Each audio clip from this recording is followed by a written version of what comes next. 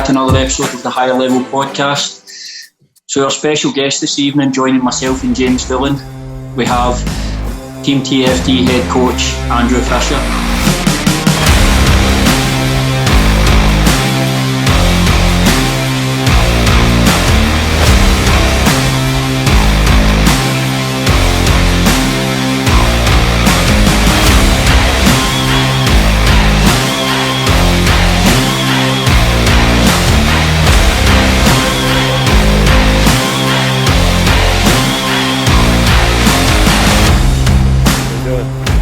Brilliant, mate. Thanks very much for coming on.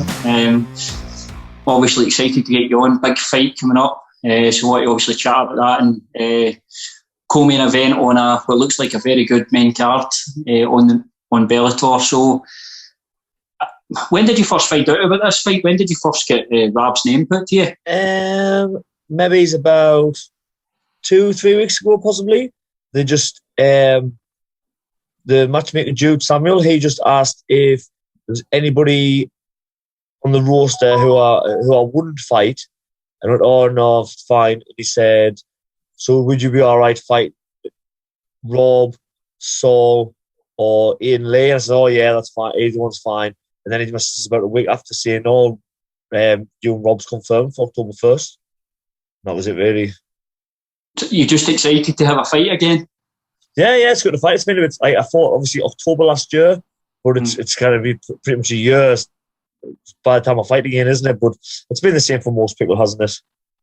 Yeah. I think it's good to see everything coming back. Shows open up. We're seeing the regional shows coming back, local shows. So it's kind of feels like we're on the road back. And another thing as well, obviously, you'll be busy with the team as well because your guys must be chomping at the bit to get out there and get fights.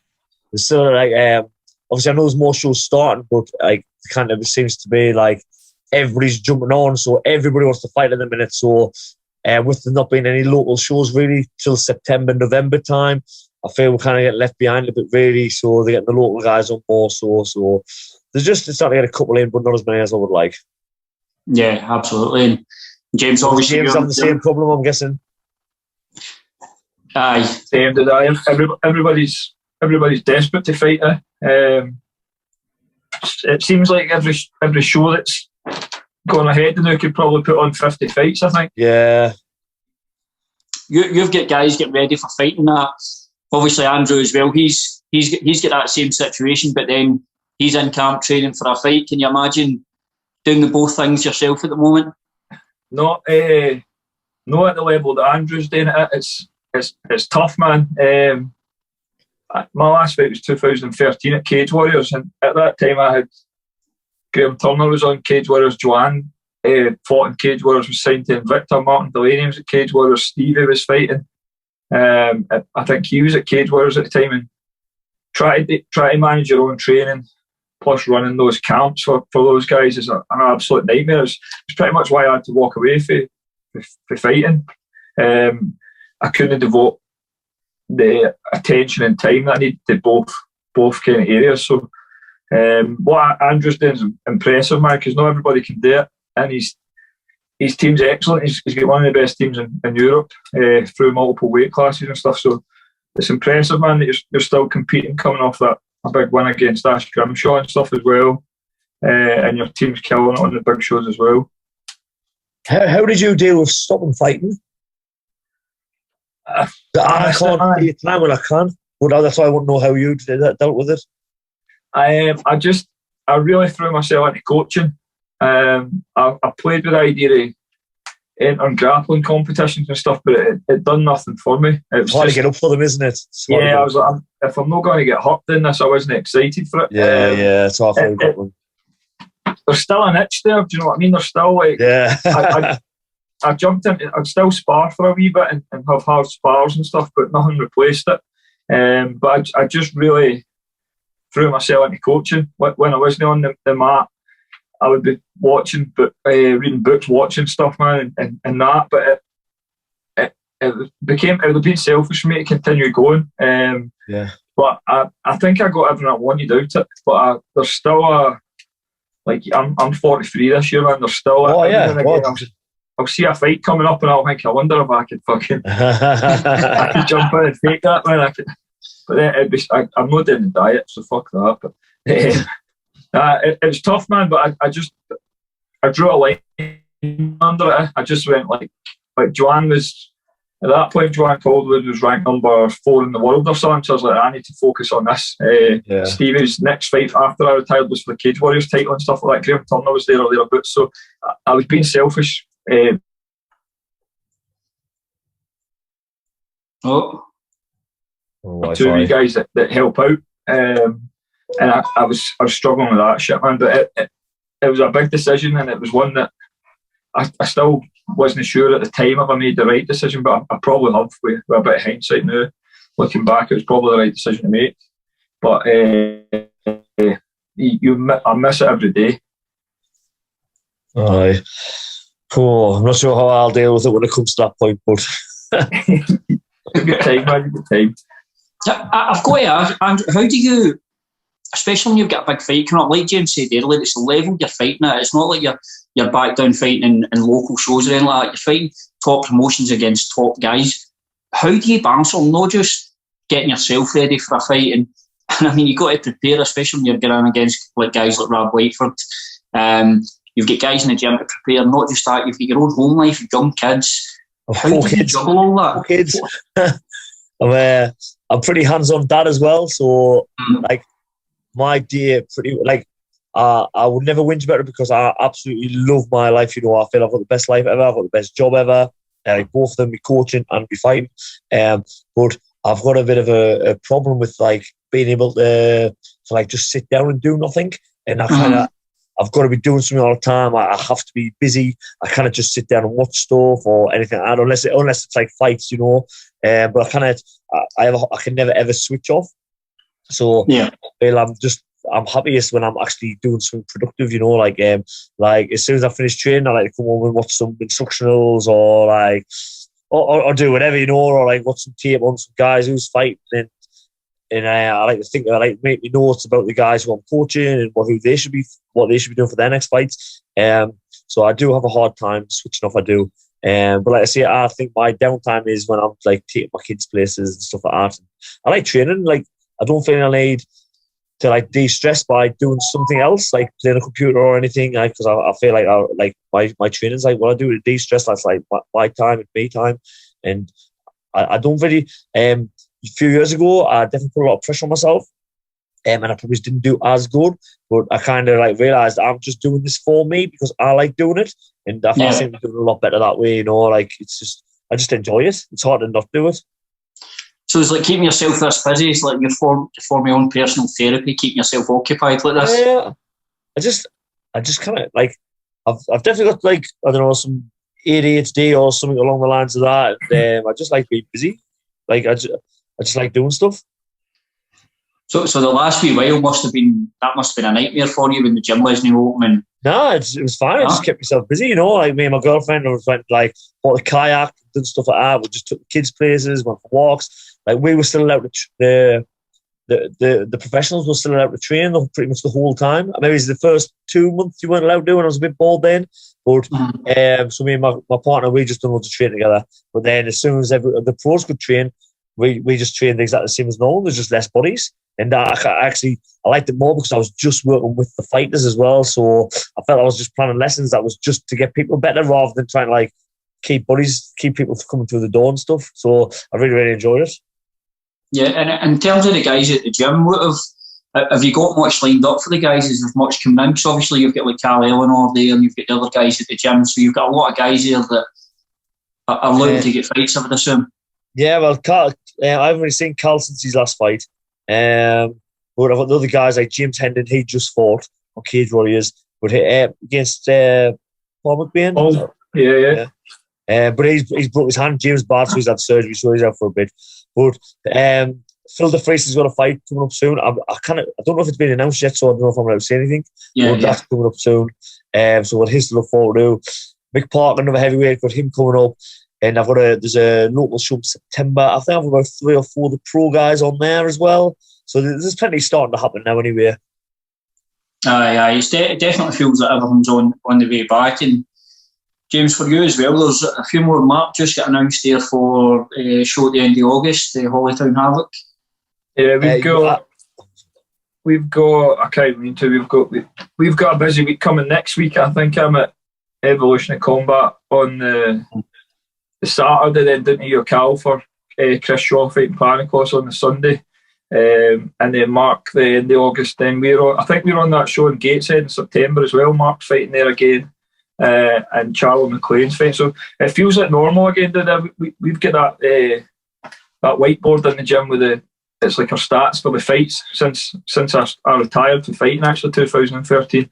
It feels like I'm coming in and adding numbers to that more frequently now, which is good. But it's a blessing and a curse, because you're now back in at the thick end of things with pull-outs and having to manage weight and emails and shit like that, watching extra tape of guys and stuff like that, eating away at your time. But I'm the same as Andrew, man. It's like you wouldn't swap your job for anything else. Well, you can't complain about it, can you?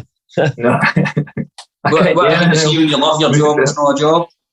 Well, I would probably say for James, I'd done this for free before people started paying us for it. So like, I kind of grumble when people was paying us money for it. I was fighting for free and I was coaching for free. So like the fact that they want to give us money for it, I'm definitely not complaining.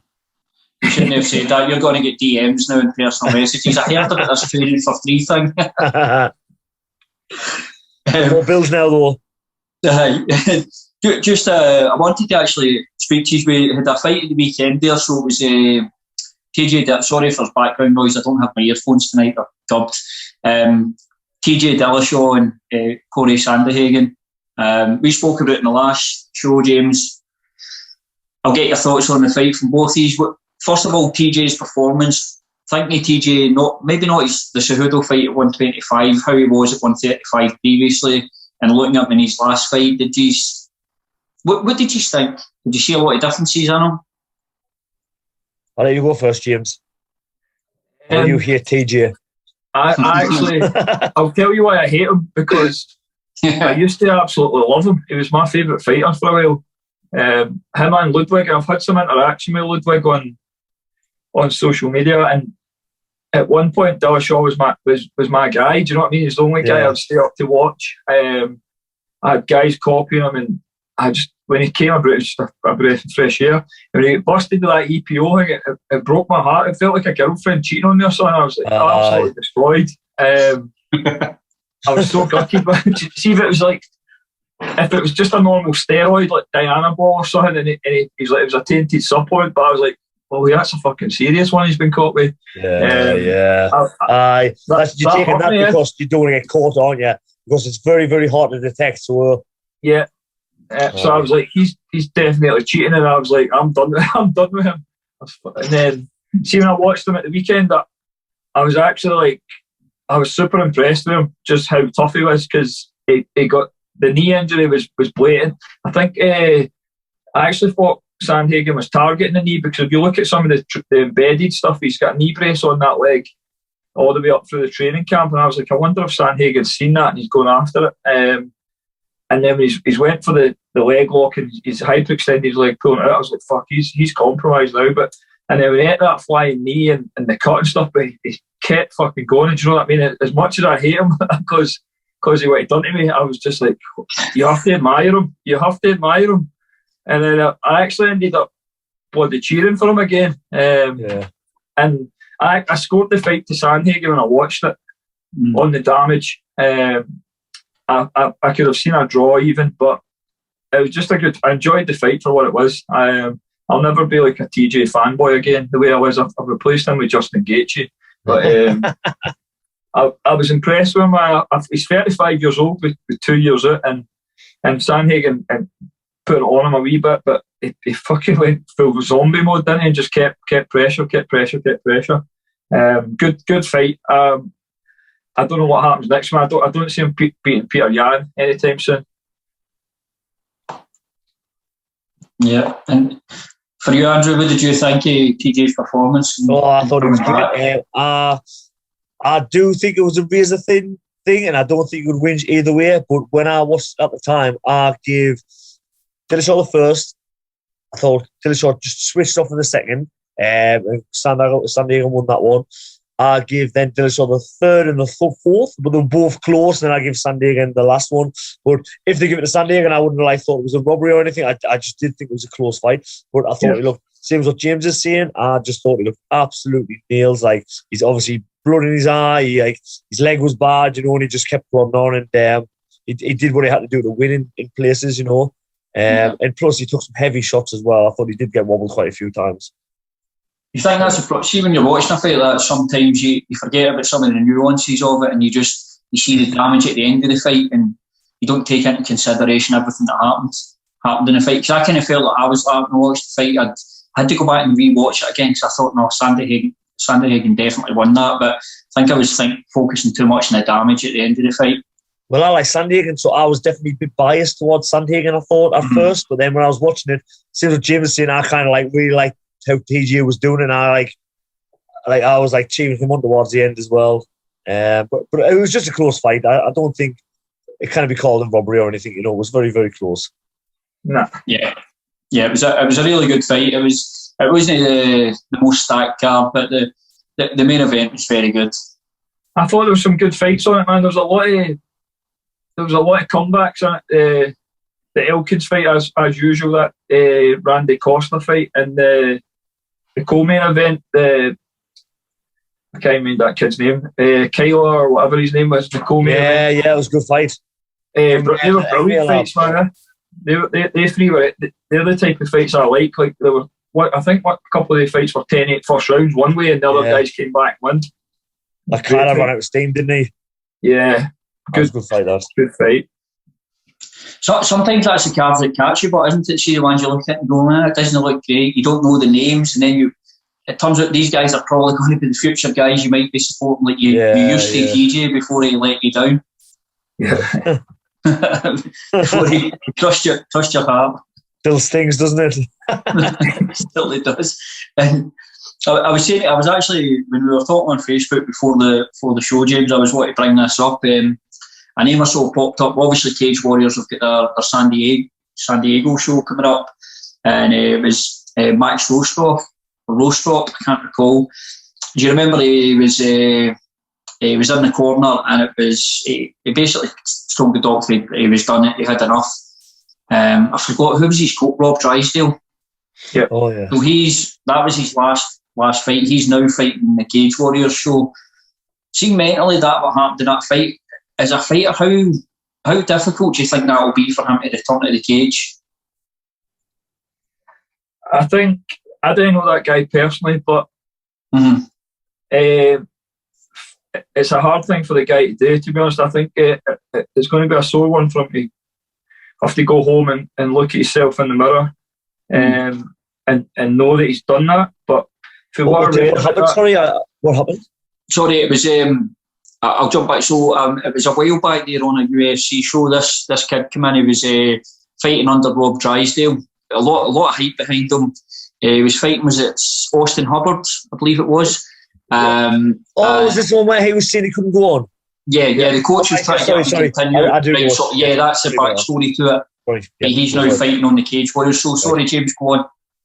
Sorry. So it looks like the whole thing there wasn't so much the fact that the kid quit. He got slack for quitting on the stool. It was more the fact that Drysdale was trying to talk him back into the fight, which is that's kind of part of the job as a coach. To be fair, it was an interesting interaction. But it looks like now the time's passed, I think that whole experience will not be as raw for that kid. But he was a massive talent. I think he's like he's like an All-American wrestler, so he's got a lot of wrestling credentials, that kid. And it looked like he'd been chucked into the UFC relatively short notice, and he wasn't ready for the UFC. So it looks like, by all accounts, that he's came back to which will be the regional scene now. So he's in Cage Warriors in San Diego. He'd probably go away, I think he was only 6-0 as well, so he can go away and learn the rest of his craft, get some experience, and then probably end up back at the UFC. But it was an interesting thing just because the corner cams and the microphones caught him asking the ref or the doctor to stop the fight. and obviously the coach is saying like, no, don't do this, blah blah, and you're fine. It's a weird thing, man. There's obviously that stuff going on at the Olympics now with the gymnast who'd quit, and for some reason a lot of the MMA communities has jumped on her because you're doing exactly the opposite thing of fighting there, quitting. Like your whole job, or the main thing you have to do as a fighter is turn up and fight. Like, don't give the guy an inch. Just don't concede anything, overcome resistance, however you want to put it. That's what you're there to do. And I think a lot of people expected more for that kid with his wrestling pedigree. The fact he was 6 a lot of the time when he was coming out for Drysdale's coach. And I think he was winning a lot of stuff, submission grappling. And he just get exposed that night. So it was an interesting thing. But I think he'll do well at Cage Warriors and America. And hopefully we get to see him over here with that kind of wrestling pedigree. But it's not something you see every day, especially at UFC level when you've got guys fighting for no money, like we talked about earlier, getting broken jaws and all sorts of stuff, and continuing to fight and shows that nobody's seeing. They're not on TV, they're not on pay-per-view. There's some guy with a camera filming it perched on the cage, and these guys are just refusing to quit. And then you've seen this guy who's obviously a lot of combat experience for a big gym, and then getting an opportunity in the biggest show and just quitting. And I don't know if the UFC will have him back, to be honest. You know what they're like with that kind of stuff. In an ideal world, they'd let that kid go away and develop and come back and have a go again when he's ready for it. The same as that other kid we talk about quite a bit, Chase Hooper. Yeah. One-sided skill set and just not ready for actual fights. But it'll be interesting to see him at Cage Warriors. I think he's got quite a good fight. Ian Dean, obviously, exceptionally good matchmaker. I'll have a match with him. Yeah.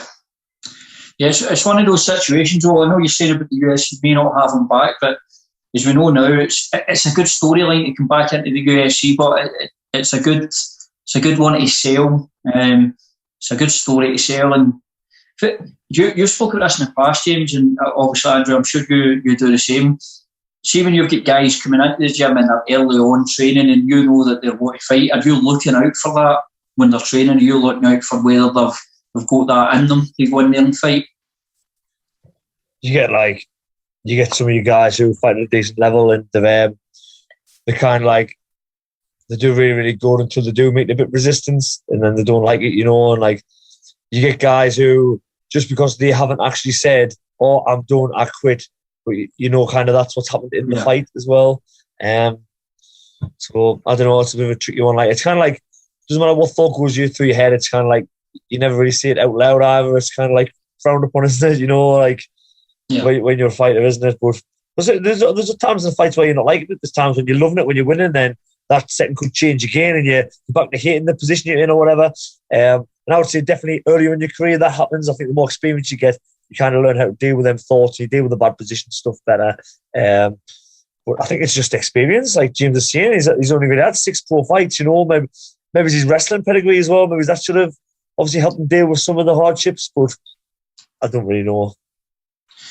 Yeah, it's a difficult one. I guess the fight next is the pivotal one then, isn't it? This is the one that will determine whether this kid goes on and lives up to the potential, or... I think that stuff, you should really have that stuff ironed out in the gym. Like, if he's maybe in a gym where he's the top guy at his weight, and with that rest, you see it when wrestlers come to certain classes or gyms, they can control a lot of stuff in the gym.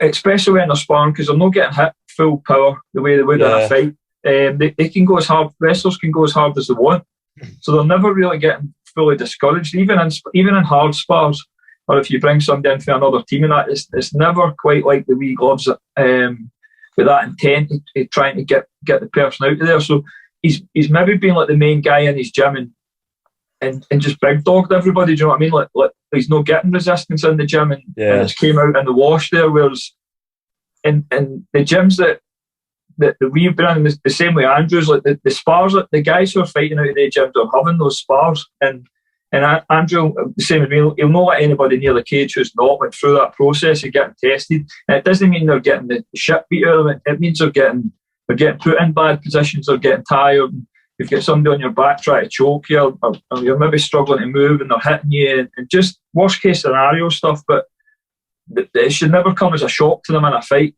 There should be nothing in the fight that they've not really experienced to an extent in the gym, I think. And it could possibly just be that with that kid. But especially at that level, UFC wise, you should, like you're saying, you should have definitely, like you can see the first couple of fights, but if you're there, you should have, like you're saying, experienced it. Yeah. And maybe he's had the easier fights on the 6 wins he had before were easier mismatches and stuff. So it's sometimes a good thing to have a couple of the hard fights or go the distance a few times on the way up, instead of just blasting through 6 guys and then suddenly you've got somebody in the UFC who you can't blast through and the wheels fall off.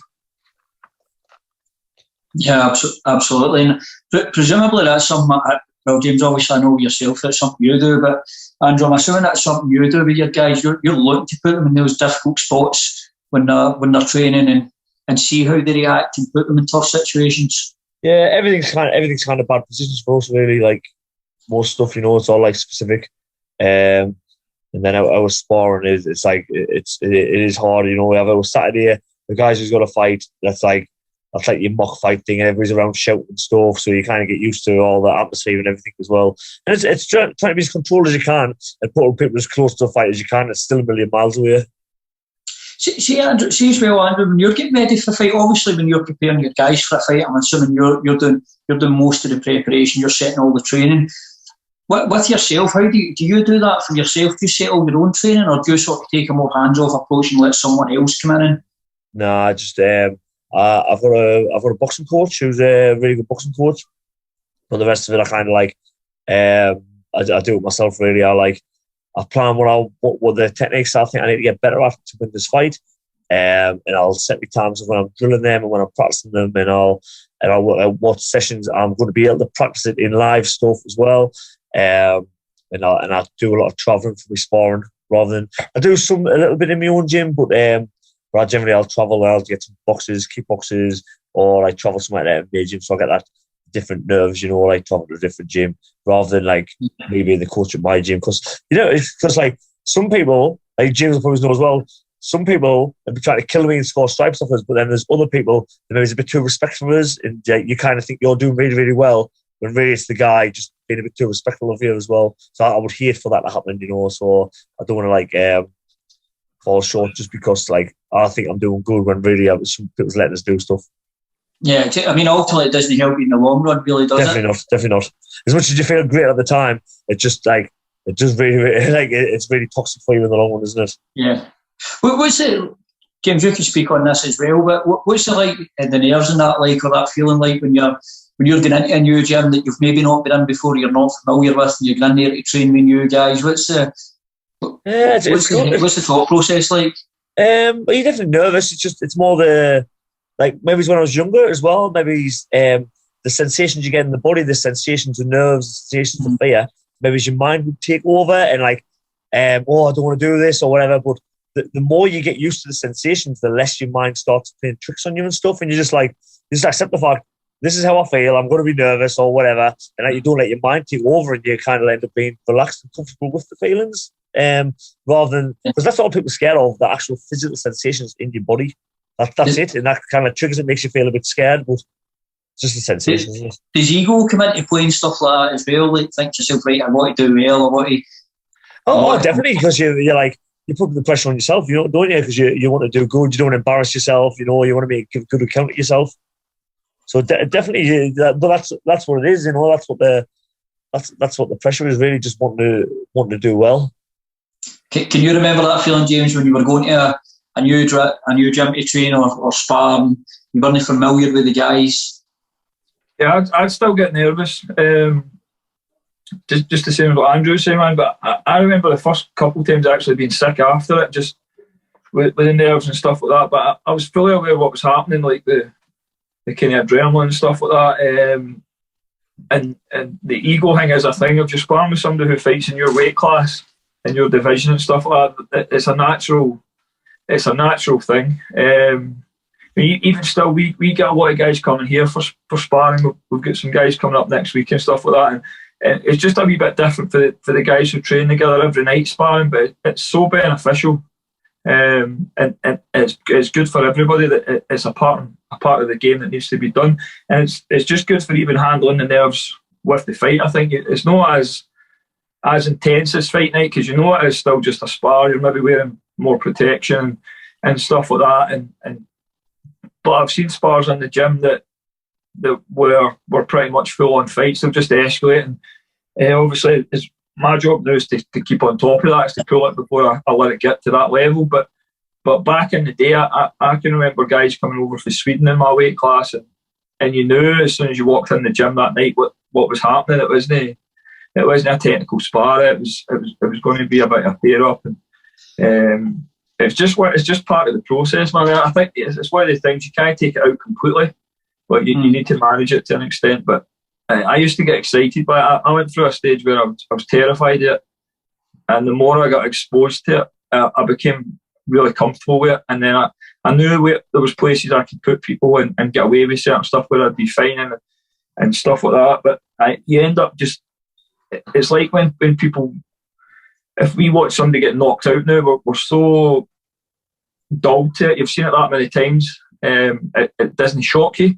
But then if I'm sitting with like my mum and somebody gets knocked out on the TV, she shuts her eyes and all that shit. But it's just what you're used to, I suppose.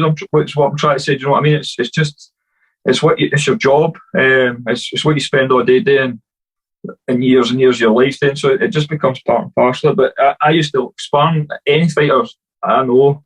Sparring's their favourite thing to do. Like when I'm away with a fighter, I'll leave a coach in charge, and sometimes they'll be like, right, what do you guys want to do? And I know without even asking what they've done, it would be sparring. That's what they're going to do. They're going to get up and they're going to beat the shit out of each other. It's just the game. They'll know why rep technique. They'll know why do conditioning. They'll know why to learn, and they just want to fight. But it's just what fighters do. Well, better in the gym than out at the pub on a Friday night, I guess. Just last couple of things that we'll wrap up. Obviously, a match-up's been announced. Nick Diaz, his name's been getting bandied about a lot, and finally, it looks like Nick Diaz and Robbie Lawler have been matched. Personally, I quite like it. I think if Nick Diaz is going to come back in, him and Lawler, that's a good match-up. Guys have got a lot of mileage under their belts. What do you think about the fight? He's going to be tuning into that one if and when it happens. I'll probably watch it still. It's a fair fight, isn't it? But it's not really one that kind of results in anything meaningful, does it? But I don't know. I don't think Nick's going to be that great coming back, you know. I'm the same. I don't know where the Diaz, the hysteria about them come from. Like they hardly fight, and then when they do, it's the same shit all the time. Yeah, they haven't evolved at all for like 10 years. I think I can help you with the hysteria thing. I think it's off the Joe Rogan podcast in the last Robbie Lawler fight where he's shouting across, "Stockton, motherfucker." Yeah. I think that's where it's all came from. 20 years ago. I'm past that, man. I won't be staying up for that one. I'll maybe watch it. I'm glad they've kind of matched them. Yeah. With older guys instead of, like, they've got a bad habit of feeding their guys to young up and comers who maybe fucking run right through them. But yeah, I'm not a massive Diaz fan, to be honest, man. In terms of the matchup, I quite like it. I would favour Robbie myself in this one, but in terms of the matchup, like I say, I don't know how good Nick's going to be, but like Robbie, I think struggles with volume punches. You know, like he's heavy-handed, but sometimes he gets his hands glued to his head. If people's throwing constant punch at him, he's a lot longer as well, Diaz. So probably be the same as the first fight. Possibly, yeah. He might not be shouting Stockton, motherfucker. I don't know if he's nice in Stockton anyway. He's made a lot of money. Maybe West Hollywood or something like that. I'm not sure. And obviously, just one more fight I wanted to touch. Well, a couple of more fights I wanted to touch on. Actually, going back to Bellator in their featherweight division. Funnily enough, we've got Patricio Pitbull against AJ McKee. How do you feel about that fight? That's for that's a featherweight title, and that's a final leg, isn't it? Isn't it? What's that? The final, yeah. It's the final, isn't it? Yeah, final, yeah. I don't know, it's hard to bet against Pitbull, isn't it? Yeah. He's doing something right. I mean, he's certainly doing something right. He's tiny. He's 5'5". He's not a big guy either, and he knocked out Chandler. It's just I can't get my head around it. He must just hit heavy. I'll steal James Doolan's analogy here. Used for Rogan. He's built like a wheelie bin. I mean, he's tiny, but he's a thick kid. Aye. But he's 5'5", and he has this karate stance, and he's good. Honestly, it looks like it shouldn't work for his body type and stuff, but everybody just goes to sleep, don't they? Well, I mean, he put Chandler out, didn't he? I mean, yeah. Chandler's not a small dude. It's an interesting fight anyway. Obviously, AJ McKee's coming in. I mean, he'll be brimming with confidence. He's 17-0. Yeah. So it'll be fun. How do you see that one going, James? I think it's a good fight, man. I think there could be a kind of passing of the guard there if McKee wins, but I don't think Pitbull's done yet. I think that Bellator card's actually really good. It's a strong card. I think Mads Barnell's on as well. Yeah, Mads Barnell's against Emmanuel Sanchez. He's co-main event. That's a good fight, that. There's a lot of good fights at your division, dude, there. But I think it's a good card. I fancy Pitbull as well, to be honest. But I don't think he's not showing any signs of slowing down or anything like that. Yeah, he looks like he's in his prime right now. It's a lot of guys that a lot of mileage on his clock for a lighter weight class. He's like professional 36 fights or something. He hasn't been hit that much though, you know. He doesn't really, people's a bit too tentative to so I don't think he's took a lot of damage in fights. I don't know it's like the gym, but in fights he hasn't been hit a lot, really, has he? Nah. I think it's a bit of a jump up in level for McKee as well, to be honest. It'll be a good fight, man. And then with the Barnell fight on the undercard as well. I think I'll be a good fight. I think I'll go with Pitbull until I see any evidence that it looks like he's deteriorating a wee bit and stuff like that. I think he's going to be winning that one. Do you think Pitbull's all natty? I'm not sure. It's a good guy because Brent Primus is on the card. He's Islam Mamedov and Manny Monroe's against Usman Nurmagomedov. Yeah, it's a decent card, man. Fun card. So we'll wrap up on that. So obviously, Andrew, thanks for coming on the show, and big fight coming up. Like I say, co-main event, London. It's October 1st, isn't it? 1st of October, yeah. 1st of October. So it's fast approaching. So I would assume from now till then you're going to be a very busy man. Yeah, I'm busy all the time.